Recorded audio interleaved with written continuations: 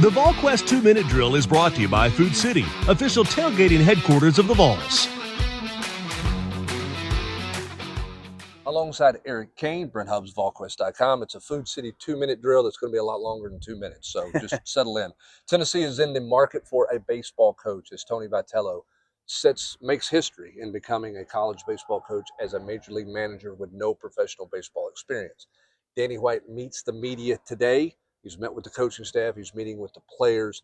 Let's just start with the news that Tony Vitello is leaving. This has been all over the map for the last 5 days. Kind of sum up the last 5 days.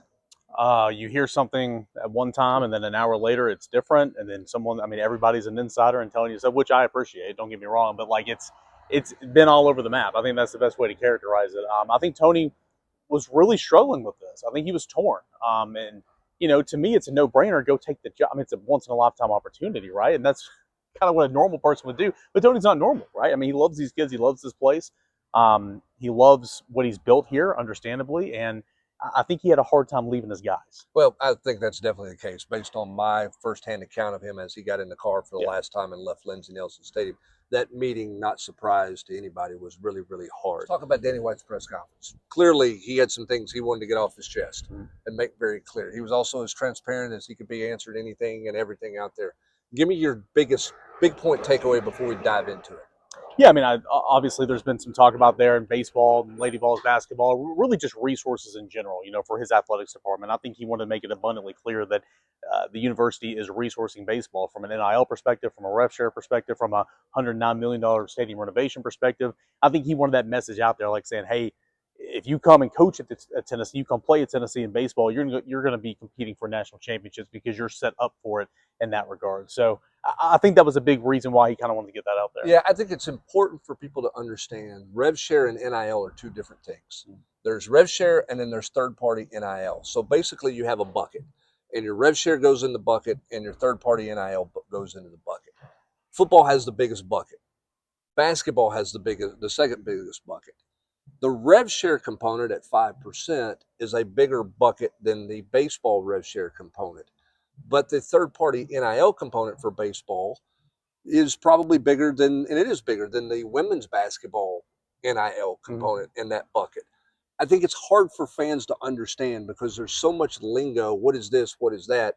There is two separate things that go into the bucket, which I think Danny White was trying to convey today. And obviously they're not going to get specific on how much third-party NIL money is going into a bucket, but there is a separate component. So it's not just rev share in one sport versus rev share of the other sport. And I think that's something that he was trying to convey today for fans to understand. Frank Anderson is the interim head coach at this point. Josh Elander surprisingly not named the interim by what a lot of people thought, former players, current players, kind of where that direction is. How surprised are you that it wasn't Elander, and how viable of a candidate is Josh Elander for this job? Well, first of all, the fact that Frank Anderson is the interim makes a lot of sense in the regard. He's a former head coach. Obviously, he's been around the block. He's been there, done that. He's obviously the elder on staff and all that. So that makes sense. But yeah, Josh Elander's been Tony's right-hand man for 8 years. He's been the recruiting coordinator. He's been the hitting instructor. He's been the base running guy. He's had his hand. We're talking about different pots and rev share and NIL. Josh Elander's had his hands all over this program. So he has kind of been groomed as that up-and-comer. So the fact that he's not an interim, a bit surprising here. Now, Danny White made it abundantly clear Josh Elander is a candidate for this job. And he wanted Josh Elander to focus on the interview process, focus on this thing, and not be worried about fall practice right now. He still got responsibilities, but, managing the day by day. He wanted to take that off his plate so he could work on the interview process. So, choose what you want to believe. It is what it is, but that's what Danny White's message was. I do think internally Josh Elander is clearly the only option to be a head coach here at Tennessee, and he's hiring a search firm. So obviously it's a nationwide search. We put some names out there on the board earlier today. Well, that will evolve over time, obviously, but he's worked with this firm before. Tells me that, and thankfully, like we got it in there at the end. It's a lot of questions says, well, could the interim coach into the season because of the timing of this whole thing? And he wouldn't answer. He didn't want to back himself into a corner, and I get all that. But you hired a firm, you're going to hire a coach. And I think that's going to go pretty quickly. I'm not saying by the end of this week, but I think it'll go pretty quickly. I don't think that means that Elander has no shot, but I'm just saying he's serious about opening it up. He thinks this is one of the most attractive jobs in the country, and he's right.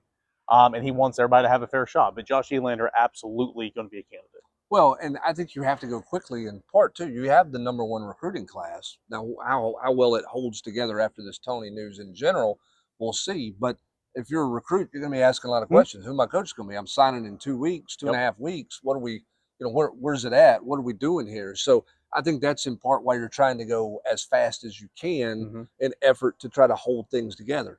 So we'll see. Certainly, this has been completely unusual because normally when you are making a change, you've fired a coach, or a coach is left right after a season. It generally doesn't happen in this timing. It generally doesn't happen with a team that is projected to be as good as this team is projected to be in the eyes of a lot of people. Makes it a more attractive job. But there's the expectations for Tennessee baseball, as a credit to Tony Vitello. This job is so vastly different than it was the last time Tennessee went through a baseball coaching search. The interest level, the resources, the money being paid here, going to be an interesting decision and moves that Danny White is going to make here over the course of the next couple of weeks. No doubt, and I think he's pretty confident that he's going to have a lot of people that will be interested in this job. I know he's got a short list. Every athletic director in the country has a short list for every sport, so he's going to attack that. Again, you hired a search firm, so we'll see what happens there. Timing's interesting because, again, like, can you go and get a big splash or the young up-and-comer that you want? Sure, you can. But again, we're in late October. Everybody's playing these fall scrimmages. Your signing day for everybody's in 2 weeks. I mean, everybody's on the same count. This is not May or June. Right. This is a very unique time of the year. So it's not like it's impossible. It's just hardly ever done. And so again, for the Josh Elander camp, that's why it makes all the sense in the world. And he's ready and he's proven. This isn't a campaign for him. I'm just kind of saying it makes sense for him. That's what I think a lot of the fans are believing as well. But again, this thing's going to open up. You're going to hear a lot of names.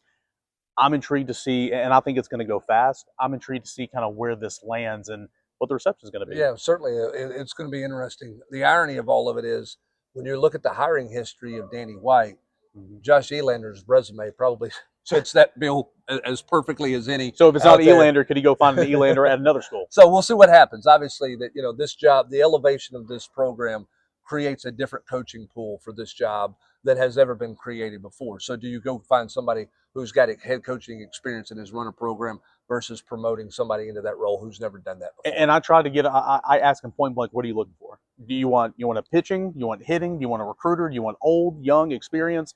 He wouldn't give me anything. He just kind of wants the best candidate for the job, and that's fine. So I don't know exactly kind of where he's looking, but his track record shows these young, like, Kim Caldwell was that, Josh Heupel was kind of that. At his other previous stops, Nate Oates was that. So, again, it kind of fits the bill of an Elander.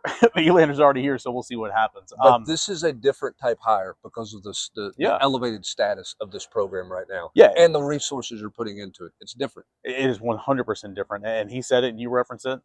Usually when you go meet with a team, it's under, man, what can bring, who's a leader you want to kind of bring this program back where it needs to be? Or, who could you play for? It's, man, you're already winning a ton of games. You won a national championship 18 months ago. So it's very different and kind of unique in this regard. I do want to make mention of this before I forget. A lot of people, transfer portal, okay, it will open for Tennessee. They can enter. They're not eligible. Unless you're a graduate student, you will not be eligible for spring. Think Cam Carr in basketball a couple years ago. So there's only one grad transfer, to my knowledge. Only one grad transfer on the roster right now, and that's Mark Hendy, who came in from Duke this past summer. So if these players want to leave, I feel for them, but I do think that whoever's the head coach at Tennessee is going to have a pretty stacked roster. Yeah, they're going to have a chance certainly to keep it all together. We'll see what happens. It's going to be interesting times. You want to stay locked in at the General's Quarters. You want to stay locked into Volquest.com. He is Eric Kane. I'm Brent Hubbs, Volquest.com.